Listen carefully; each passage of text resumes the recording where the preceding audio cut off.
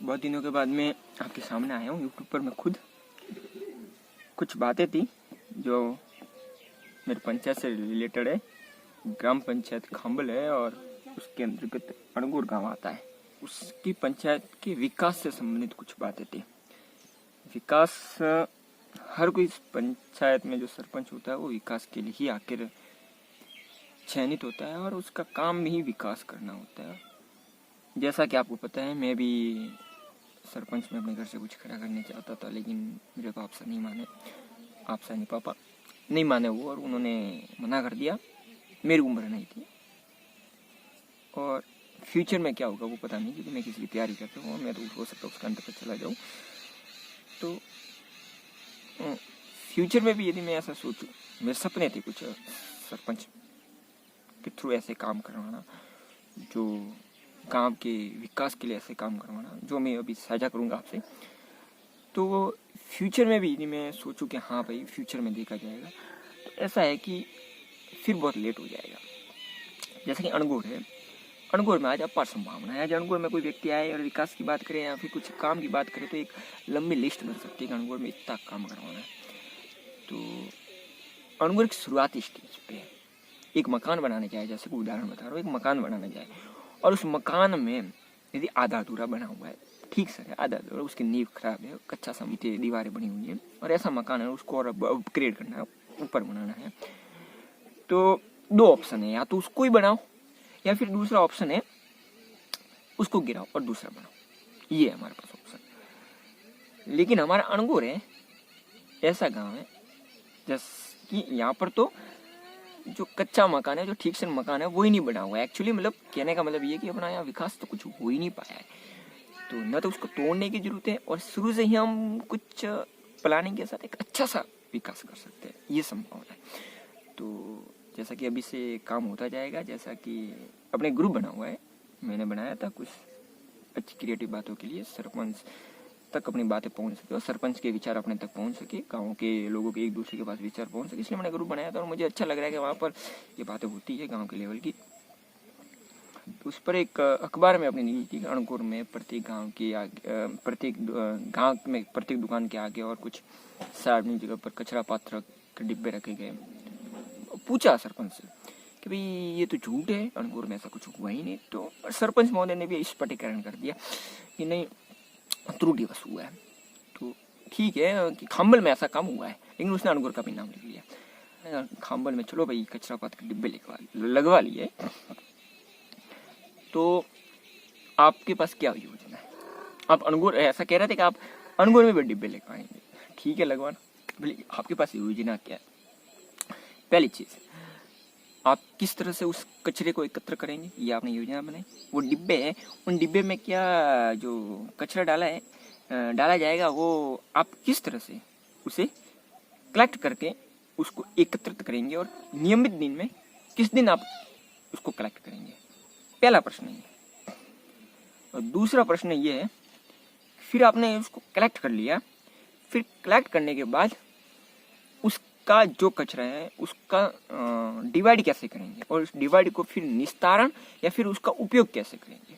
आपके पास ये योजना क्या है? सिर्फ कचरे पात्र के डिब्बे लगाने से कुछ काम हो सकता है कि आपने कचरा पात्र का डिब्बा किस लिए लगाया आपने? क्या न्यूज में छापने के लिए या फिर उस कचरे का निष्पादन करने, उस कचरे को खत्म करने के लिए? यदि आपने कचरे का खत्म करने के लिए लगवाया है तो इससे क्या कचरा पात्र किसी की जगह किसी दुकान के आगे लगाने से क्या कचरा खत्म हो जाएगा? अरे वो कचरे का निष्पादन करना पड़ेगा, उसको एकत्र करना पड़ेगा, उसकी प्रणाली बनानी पड़ेगी और उसको जड़ से खत्म करना पड़ेगा या फिर उसका उपयोग करना पड़ेगा। और उसके लिए आपके पास क्या प्लानिंग है? ये आपके पास क्या प्लानिंग है? सोचा है? नहीं सोचा तो सोचिए। तो ये कि हम ऐसा प्री प्लानिंग से काम नहीं करेंगे और ऐसे ही काम करते रहेंगे और फिर वापस प्री प्लानिंग से काम करना शुरू करेंगे तो जो आधा अधूरा काम हो गया या तो उसके ऊपर ही करना पड़ेगा, जो कभी मजबूत हो नहीं सकता, या फिर उसे वापस तोड़ना पड़ेगा, उसे वापस शुरू से करना पड़ेगा। तो हर काम प्री प्लानिंग से करना चाहिए। तो इस प्री प्लानिंग के आधार पर मेरे क्या एक सपना तो हो सकता है बहुत बड़ा लेवल के मैंने विचार किए, तो हो सकता है कि उनमें से के सामने कोई एक दो बात छूट जाए, लेकिन ज़्यादातर मैं रखने की कोशिश करूँगा। तो अणगौर की बात है, खांबल में तो मैं इतना रहा नहीं हूँ। कभी कभी गया हूँ, तो मुझे पता नहीं है अणगौर की बात। पूरा मतलब जो विकास है ना, वो एक लाइन से क्रमबद्ध तरीके से करने का मेरा सपना था। तो मेरे ये सपना आपके साथ क्यों साझा कर रहा होता है कि फ्यूचर में हम लेट हो सकते हैं, तो इसलिए मैं क्या, जितना लेट करेंगे उतना टाइम जाएगा। तो मैं सरपंच से निवेदन करने के लिए इस पर विचार करें और अभी से प्लानिंग बनानी शुरू करें। आपसे ही कुछ हो सकता है शायद, दूसरों को क्यों मौका दे रहे हो, दूसरों के मौका देने आपके नाम पर ये काम होगा। तो जैसा कि मेरा एक ही मोटिव था, सरपंच बनना ना बनना, मेरा मोटिव था काम करना, या मेरे जो सपने वो काम में अप्लाई हो, बस ये मेरा मोटिव था। तो पहला अपने काम की एक जो समस्या है पानी की, तो पानी की समस्या एक मेन समस्या, तो सिर्फ पानी की समस्या नहीं है, समस्या अपने गांव में बहुत है, तो वो भी इसके अंदर इंक्लूडिंग है। तो पहले शुरुआत हम करें, जो पहला तो कच्चा कच्चा का अच्छा जो भी काम हो गया, क्योंकि सड़क तो बहुत बने, पहले अणगौर में एक भी सड़क देखने को नहीं मिलती, सीसी रोड, वर्तमान में हर गली में सीसी रोड ऐसे है कि जैसे कि वो कंकड़ डाल दी हो, ऐसे बिखरे हुए हैं बहुत से गलियों में, क्योंकि वो बनाने का यही वो कह रहा हूँ कि कच्चा काम होता है, सही से होता नहीं है। तो पहले तो अणगौर एक कंकरीला पठार टाइप है, उस आधार पर बसा हुआ है। तो कंकरीले पठार पर जो गलियां है वो उबड़ खाबड़ है, पहले नीचे जाती है फिर ऊपर आती है, और मैं कुछ साइट में मैप्स भी शो करूंगा, वहां से कुछ नाला जाता है जिसको अपनी स्थानीय भाषा में वाली कहते हैं। तो एक नाला जाता है, तो गलियों को समतल करने की जरूरत है। जहाँ खड्डा है वह बराबर डालने, वहाँ धूल डालने की जरूरत है, वहाँ उस खड्डे को भरने की जरूरत है, और जो ऊपर की जगह है वो को उसको काट के या फिर जैसे भी चलाकर समतल करने की जगह, जिससे क्या होगा, बार बार ऊपर नीचे ये गलियां नहीं रहेगी। फर्स्ट काम। फिर सेकंड काम, नल देने की जरूरत है, नल पाइपलाइन जमीन के अंदर बिछाने की जरूरत है, क्योंकि बार बार फिर आप वो क्या कहते हैं, रोड बनाएंगे, सीसी रोड बनाएंगे, फिर वापस नल डालने के लिए वापस तोड़ेंगे, ये काम हो नहीं सकता बार बार। तो पहले से जमीन के अंदर पाइपलाइन की जरूरत डालने की जरूरत है। फिर पाइपलाइन के द्वारा प्रत्येक घर तक, पहला काम प्रत्येक घर तक नल। फिर गली में भी एक दो नल ऐसे रखे, जो हो सकता है कि घर में कुछ प्रॉब्लम हो जाए, फिर कोई सार्वजनिक हो, जो बाहर का व्यक्ति भी वहाँ अपनी पानी पी सके, या फिर कैसे भी हो फायदा हो, जैसे कि कहीं गाय भैंस हो तो वहाँ पानी वो ऐसे बनाते ना अखाड़े अखाड़े टाइप, तो वहाँ भी चला जाए। ऐसे गलियों में भी थे एक दो, कहीं गलियों में नल खोल दे और प्रत्येक घर तक पहुँचे। अब किसी का कहना होगा कि भाई पानी की तो आ रहा ही नहीं है, तो सिर्फ नल पहुँचाने से क्या फायदा। तो ये है कि पानी आएगा तब आएगा, आप नल पहुँचा दोगे ना, एक बार पाइपलाइन डाल दोगे, तो जो अपने प्रतिनिधि बड़े लेवल के, तो उनके ऊपर दबाव आ जाएगा एक तो, और उनका भी मन हो सकता है कि नहीं सब काम हो रखा है, सिर्फ पानी का कनेक्शन देना, अपने नाम काम होगा कि भाई इस फलाने फलाने विधायक ने या इस फलाने फलाने संत इस गांव में पानी की व्यवस्था की, तो उसको एक लोभ आएगा, और लोभ आएगा कि भाई सिर्फ एक कनेक्शन देने पर अपना सिर्फ अपना नाम आ रहा है कि कनेक्शन देने पर, तो वो जल्दी से दे पाएगा। पहला काम ये। या फिर नहीं करे तो आप स्थानीय लेवल पर करना, बहुत सी जमीनें हैं पंचायत की या फिर बिला नाम में अणगौर में, वहाँ बोरवेल कीजिए, उसका पानी ऊपर जैसा कि एक अपना ऊपरी भाग है वहाँ पहुँचाइए, वहाँ टंका बनाइए और वहाँ से सप्लाई कीजिए, जो भी हो जैसा भी हो, जो आपको अच्छा लगे, जो गांव के हित में हो वो कीजिए, लेकिन पहले पाइपलाइन बिछा दीजिए, और पाइपलाइन से प्रत्येक घर तक एक नल दे सकते हैं। तो इस प्रकार से पानी की समस्या हो जाएगी, और एक क्रमबद्ध विकास में ये भी इंक्लूड हो जाएगी। फिर वह सीसी रोड।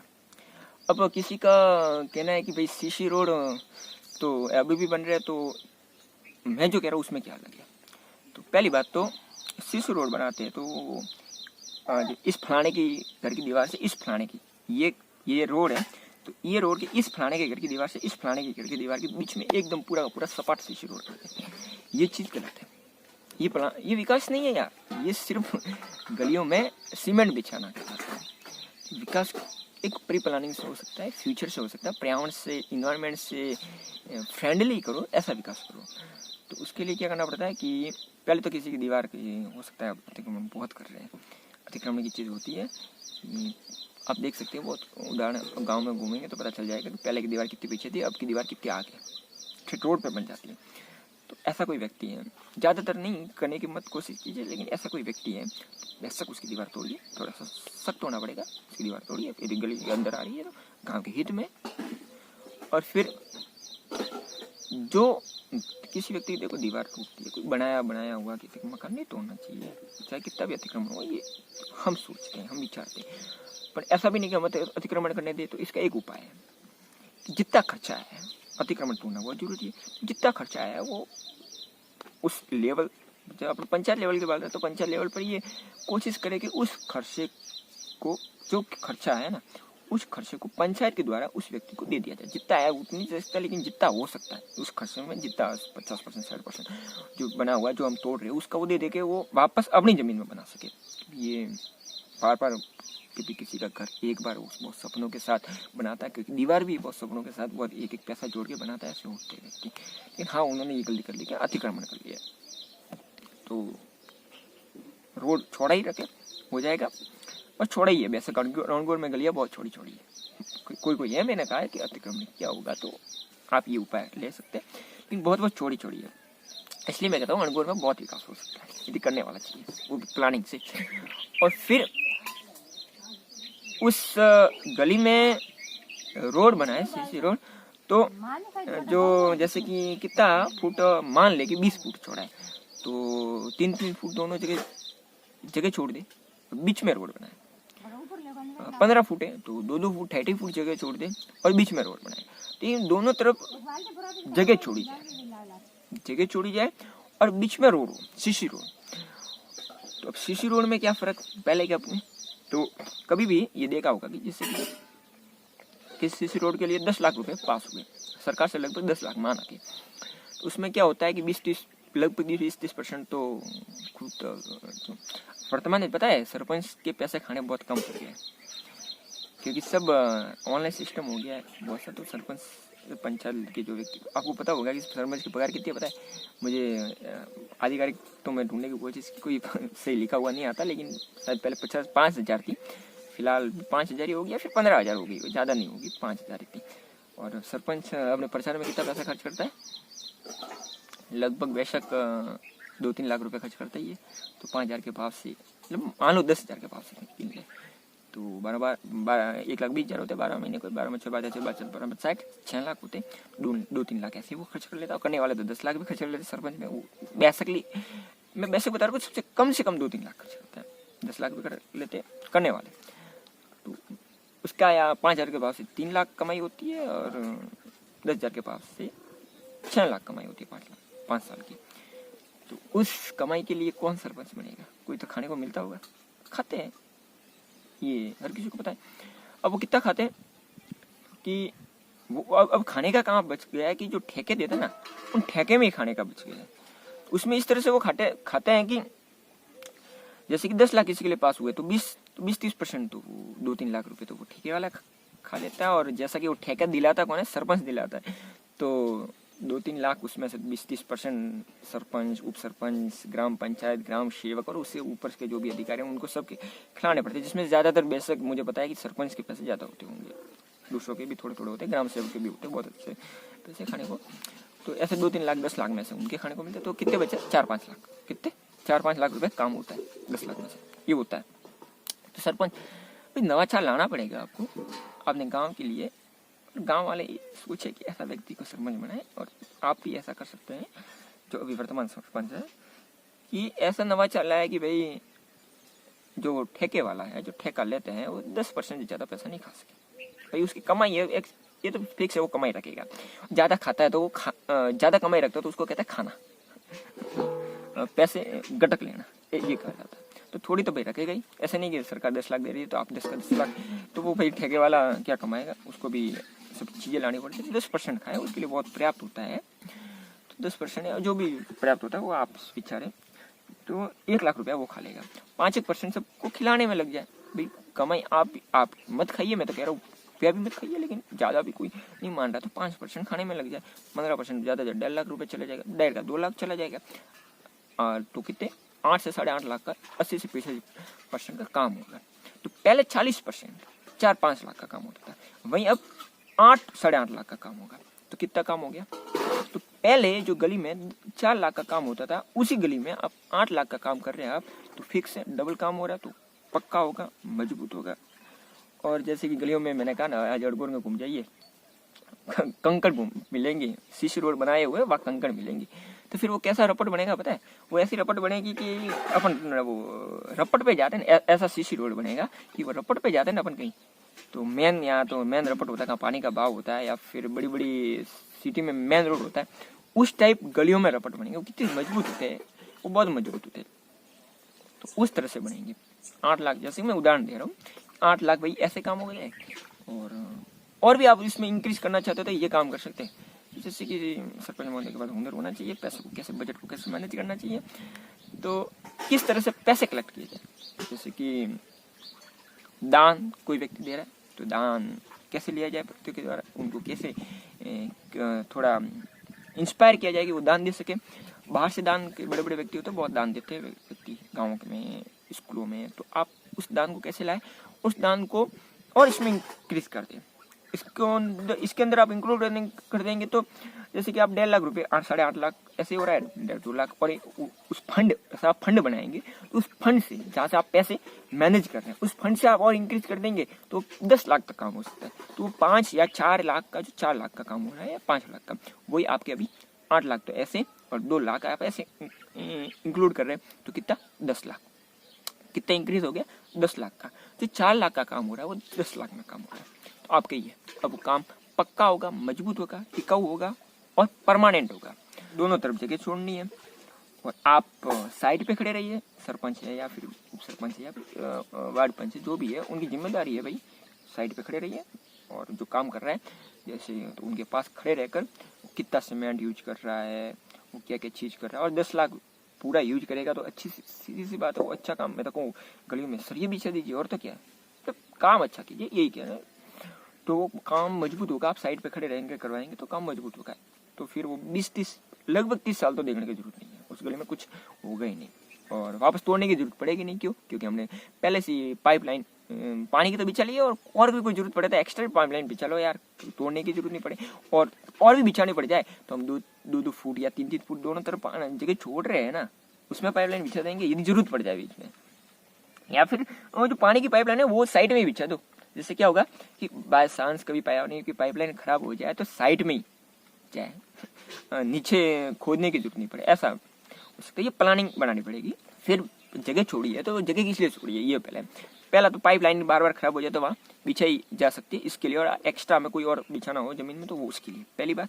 सेकंड बात, पानी का बरसात होता है ना, बरसात, तो पता है अगर सीटों में, और एक आप खेतों में बैठे रहो तो सीटों में क्या होता है पता है, थोड़ी सी बरसात होती है और सीटियों में, सीटियों की जो गलियां होती है ना, उसमें और पानी उफान की तरह चलता है। और गाँवों में, और जो खुले गाँव होते हैं वो, जो खेतों में, और पता ही नहीं चलता कि बारिश आई कि नहीं हो, क्यों? वो सब पानी जमीन के अंदर चला जाता है। और सीटी वाले से इतना बरसात आ गई, इतना बरसात आ गई, वो बरसात जब नहीं होता है एक्चुअली, आपके यहाँ पानी जमीन के अंदर नहीं जाता और वो बहता है डायरेक्टली, इसलिए। तो वो पानी बहकर कहाँ जाता है? कहीं ना कहीं आपके यहाँ काम नहीं आता, आगे चला जाता। तो फिर आप बोरवेल, जैसे अनगोर में हुआ है, बहुत से बोरवेल है वो अब खत्म होने लग गए। तो ये खत्म क्यों हो गए? इसका कोई रीजन होगा, क्योंकि पानी रिकवर नहीं हो रहा है, रिसोर्स नहीं हो रहा है। तो उसको, पानी को वापस जमीन के अंदर कैसे चले जाए? बरसात होगी तो वो जमीन के अंदर पानी जाएगा। तो हम जगह रखेंगे दोनों की तरफ, तो दोनों तरफ जगह रखने की, सीमेंट चारों तरफ हम पूरे के पूरी गली में बिछा देंगे तो वो पानी बह के चला जाएगा। दोनों तरफ जगह रखेंगे तो जैसे ही वो पानी पड़ेगा, तो ऐसे रोड कभी बनाए तो ऐसे थोड़ा ढलान रखना चाहिए। और ज़्यादा डामर रोड में ऐसा ढलान होता है, तो ऐसा ढलान रखना चाहिए जिससे वो पानी उन जगह पे चला जाए, उन जगह में जाके जमीन के अंदर हो जाए। तो जो भी है अपने अंदर का पानी है, जो जमीन स्तर का पानी है, वो रिसोर्स हो सके, वो वापस रिकवर हो सके, जैसे जल स्तर ऊपर उठेगा। और इसका यूज हो सकता है कि पास की जमीन है उसमें पेड़ पौधे, कि आप वैसे बहुत से साइंस के हो सकते स्टूडेंट हो बहुत से, लेकिन कोई नहीं हो तो उनको मैं बता दूं कि बरसात है ना, अपनी भाषा में बताता हूँ, अपनी सिंपल सी भाषा में। साइंस का एक अलग तरीका होता है कि किस आधार पर बरसात होती है।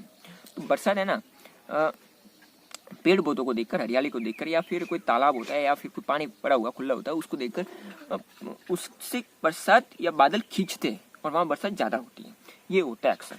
अपने यहाँ कहते हैं कि बरसात कम हो रही है, बरसात कम हो रही है, तो इसका ये कारण है हम पेड़ पौधे काटते जा रहे हैं। तो काटते जाएंगे तो भाई वो बरसात, वो बादल होते हैं वो ऊपर तो कभी क्या होता है ना, अंधेरा अंधेरा पड़ जाता है, लेकिन बरसात नहीं होती। वो क्यों? क्योंकि वो पानी भरा हुआ है ऊपर, लेकिन वो खींच नहीं पा रहा है, कोई नीचे खींच नहीं पा रहा है। तो नीचे हरियाली होगी या फिर कुछ तालाब होंगे या फिर कोई खुला होगा, तो वहाँ से बरसात निश्चित रूप से ज़्यादा होगी। जैसे कि माउंट आबू पे सबसे ज़्यादा बरसात होती है। क्यों? क्योंकि वो वहाँ पेड़ पौधे ज़्यादा है, इसलिए ज़्यादा। पूरे राजस्थान की सबसे ज़्यादा बरसात वहीं होती है, तो वहाँ पेड़ पौधे ज़्यादा है। झालावाड़ में ज़्यादा होती है, वहाँ पेड़ पौधे ज़्यादा है, हरियाली ज़्यादा है, इसलिए वहाँ बरसात ज़्यादा होती है। जैसलमेर में होती है, तो ये एक कारण है। दूसरे भी कारण है, अनेक कारण है, लेकिन ये मेन कारण है। आपने न्यूज भी देखी होगी, आपने कोई ऐसी क्रिएटिव चीज़ें देखी होंगी जो कहाँ पहले बरसात ही नहीं होती थी, लेकिन वहाँ एकदम किस समाज सेवा या संस्था ने ऐसा काम कर दिया जिसने हरा भरा कर दिया, तो वहाँ फुल बरसात होती है। ऐसा होता है। तो हमें प्रत्येक गली में, मतलब पंचायत एक और मेरा विचार है, इसके अलावा मैंने कहा 2-3 बात छूट सकती है, बहुत खेतों की है, इसके अलावा बहुत सी बातें छूटेगी। तो आप खेतों में भी ऐसा ट्राई कर सकते हैं कि खेतों में ज़्यादा से ज़्यादा पेड़ पौधे लगाएं, जो बाउंड्री होती है वहाँ पर। तो गलियों में जो दोनों तरफ ने जगह छोड़ी है ना, उन जगहों में पेड़ पौधे, और वो भी पेड़ पौधे कैसे पता है? फलदार, जो गाँवों में काम आने वाले, वो लगा दें। और फिर आप कहोगे कि वो पेड़ पौधे उनको पानी कौन पिलाएगा? तो पेड़ पौधे कैसे किए जा सकते हैं कि पेड़ पौधे एक बार लगा दिए, फिर क्या होती है सबसे बड़ी प्रॉब्लम, एक बार अपने यहाँ भी आप कहीं जाते होंगे रोड पे, तो आसपास में पेड़ पौधों के तो बहुत खड्डे मिलते हैं, लेकिन उसमें पेड़ पौधे नहीं मिल रहे, क्योंकि वो एक समय लगाए गए थे सरकार के द्वारा, बहुत अच्छे प्रयास किया गया था। शायद 2008 में ऐसा कुछ प्रयास किया गया था, मुझे सन क्लियर पता नहीं है। तो वो प्रयास किए गए थे, लेकिन वो पेड़ पौधे, जैसा कि सरकारें बहुत सारे पेड़ पौधे तो लगा देती है और हर कोई लगाता है, क्योंकि वो अपना बड़ा नाम करने के लिए, लेकिन वो कभी बड़े नहीं हो पाते। बहुत से काम ऐसे शुरू कर लेते हैं, लेकिन वो बड़े काम पूरे कभी नहीं हो पाते। तो अपने भी गलियों के आसपास यदि पेड़ पौधे लगाए तो उसको इस तरह से पूरे कर सकते हैं कि या तो पंचायत के द्वारा उसकी रखवाली हो, सही से पानी टाइम से टाइम दिया जाए, उसको बड़े करने के लिए सही से ध्यान रखा जाए, वो खुद निरीक्षण करे, या फिर किसी व्यक्ति को सैलरी पे रख ले कि वो उनका ध्यान रख सके पेड़ पौधों का। या फिर सबसे अच्छा ये भी तरीका हो सकता है कि जिस घर के आगे वो पेड़ पौधे आ रहे हैं उनको उनका मालिकाना हक देते। अब जिसके मालिकाना हक में कोई पेड़ पौधे है तो वो खुद के पेड़ पौधे तक खड़े, भाई हर कोई अपने घर में पेड़ पौधे लगाता है फलदार, तो खुद पंचायत लगाकर अपने उसके गली के सामने दे रही है, तो और फायदा होगा, और ज़्यादा फायदा होगा। तो वो तो पेड़ पौधों को बड़ा करेंगे ही, उनको मालिकाना हक देना है। और अपने क्या, अपने तो गांव में हरियाली आएगी, और हर घर के आगे एक दो किसी 4 किसी 5 जितना उसका एरिया बड़ा है, वहाँ पेड़ पौधे भी आते जाएंगे उसके हक में, तो ऐसे पेड़ पौधे बड़े हो जाएंगे। और एक जो तो दोनों तरफ एक नाली बनाई जाए, दोनों तरफ, और उस नाली का भी ऐसा सिस्टम होगी जैसे कि मैंने कचरा पात्र का बताया था कि सिर्फ नाली बनाने से काम नहीं चलता। नाली बना दी और कैसे भी बना दी और फिर आगे जाकर छोड़ दी, इन 4 घरों के आगे बना दी, और आगे छोड़ के आगे जब बजट आएगा तब देखा जाएगा, वो काम नहीं हो पाता। उसको कैसे करना पड़ेगा कि आप नाली बनाए फिक्स, और उसका अंतिम छोर जहाँ से स्टार्ट हो रही है वहां से अंतिम छोर तक, कि इसका पानी अब यहाँ तक आया, इससे आगे कहाँ जाएगा, और लास्ट में गांव से बाहर कहाँ जाएगा, बड़े नाले में गिरेगा, और बड़े नाले से वो कहाँ तक जाएगा, ये सोचना पड़ेगा। वरना क्या होगा, उस जहाँ तक नाली बनाई है वहाँ तो ठीक है, लेकिन आगे जहाँ नाली खत्म वहाँ गंदा पानी पानी। तो ये तरीका होना चाहिए। और नाली एक तरह से काम करेगी कि भाई ये गली की जमीन है, गांव की जमीन है, और ये आपके मालिकाना हक की जमीन है, तो नाली से आगे कोई अतिक्रमण नहीं कर सकता।